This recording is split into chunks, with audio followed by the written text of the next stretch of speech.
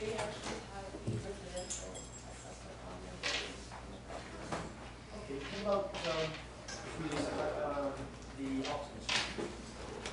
It says on the registry chair, it has to, the current bylaw under bylaw 41 is the registry chair, and general commercial and industrial properties. It believes there was different legislation available that allowed us to provide the relief that has changed.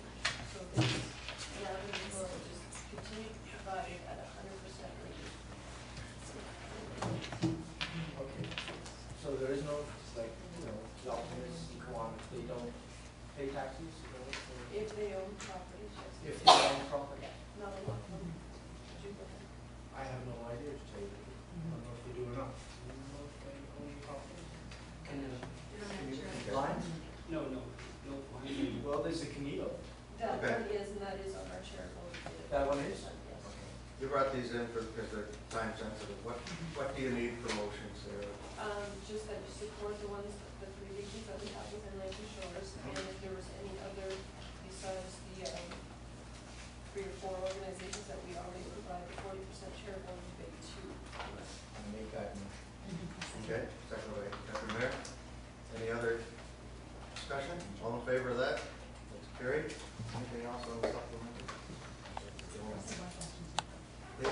Well, yeah, that was with regards to the fact that John and I will be going to Imo on Monday to present our request for the red monies from Riva Lomo. So we didn't know if anyone else was going to be joining us, and so wondering if you would be available. Anyone else available to go? And I was going to give John a call about that this week. Okay. Okay, good. Sounds good. Okay. As I said, the volunteer barbecue reserved the date, September 29th, at the Legacy Center. Can you maybe talk to your expense list and see if we can share people, and see if they can change things? I'll have to deal with that. Use it the same way. It's the Why don't same, we just go to one Zoom? same date. John will work that in. Yeah, they can recruit. We have some in-camera items. Anyone, members of the public, inquire as to item on the business of the agenda. Mr. Speak. Thank you, Bill. Mayor, Deputy Mayor.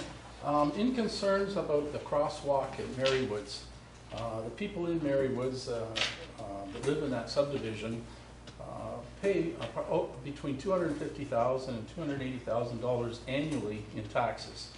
And it's been this past weekend that they've all got together and they've decided that enough's enough. There's almost been 3 casualties in the last 2.5 weeks right on 21 Highway. And I personally was down by the grocery store at No Frills and saw a car come swerving up to try and go by that restaurant there, Aunt Gussie's, along the side of the road, and almost hit a lady and the 2 children just before Marywoods.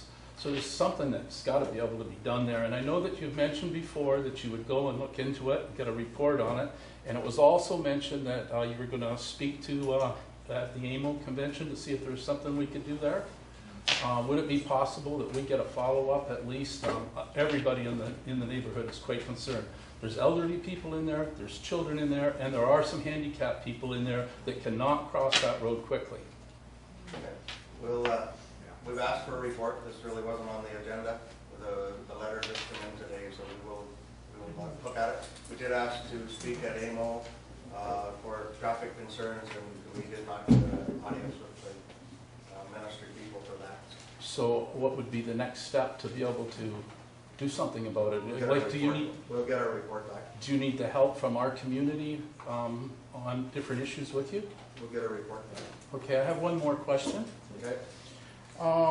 In concern to the sewage issues that we talked about, the amount of sewage that we have allocated and that we're not using, there was 2 letters that 3 meetings ago, there was 2 letters that came through from Rice Group and also Varenco.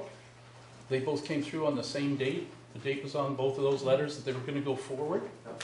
I see Rice Group is, but I was just wondering where Varenco stands right now. we'll look into that. We Well, haven't heard anything. If it could help you, I did speak to Branko's office Okay. on That Friday. really wasn't on the agenda. Any items on the agenda tonight, Sorry? Well, we did speak about the reserve in the lagoon system. And We what, talked about the capacity, and we talked about. and that was the servicing question, that was, Planning, on a planning issue. yeah, and that was the question that I asked Paul at That Branko's. one was, this one was a different one, yeah. Okay, Go well, ahead. well, what he told me was that his, I asked him the intent of the letter, was he gonna start building in there? He said that he has about just under 400 acres of land. 100 acres isn't gonna do anything with because it's to do with the soil conservation. And I asked him if he was gonna start building. And he said, no, their intent is to sell the property. Their second option would be find a partner that would like to take it over and build.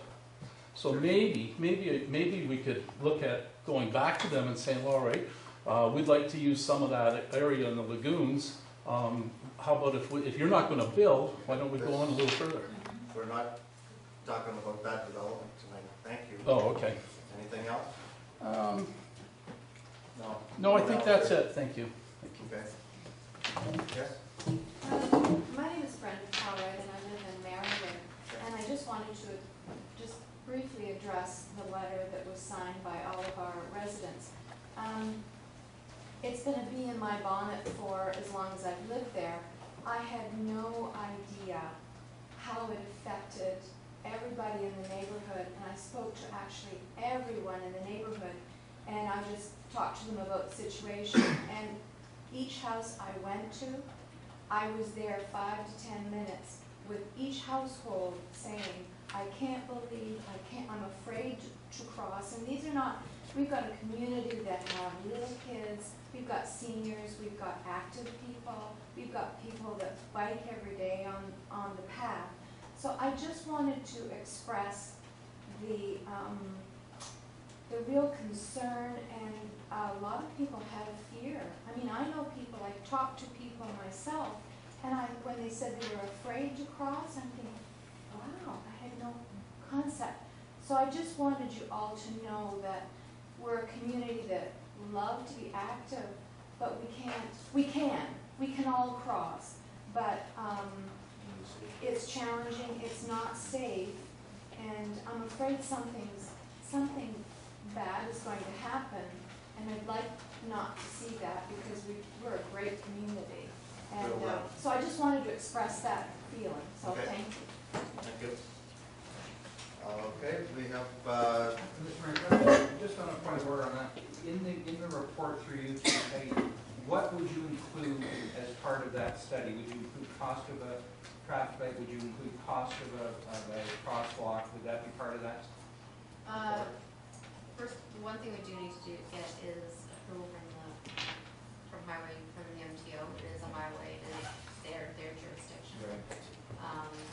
So we need to have a meeting with them first to look at what their plans have been for that area.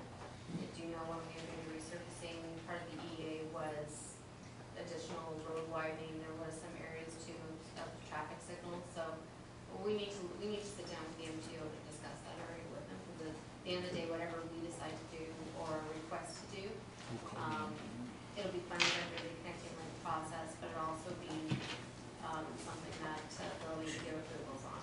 Okay, good. Thanks. okay. Councilor McGuire? Sorry, can I just add on a question? Thank you. And we could also look at maybe expanding the current sidewalk from the trails out towards Marywood, similar like the Rotary Trail. Yep, something we can look into.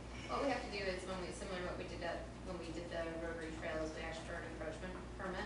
And so we have an encroachment permit for the Rotary Trail from the start of it all the way to Pinery, and then we look at the same thing on that side. So there's permit process for that also. Okay. Mr. Speak? Mr. Mayor and Council, I hope that the letters that Mr. McGuire sent you all today is an eye-opener. This isn't about losing money, this is about losing lives, and people have the potential to do it. I've heard this issue 3 months ago. Thankfully, we haven't lost any lives there. This isn't like the Port Franks River comment where if somebody's going down the river and hits a sandbar and flies out of the boat, they're going to hold you liable. You guys are well aware of it. Okay. Don't just shake your head, Bill. This is an issue. It's not just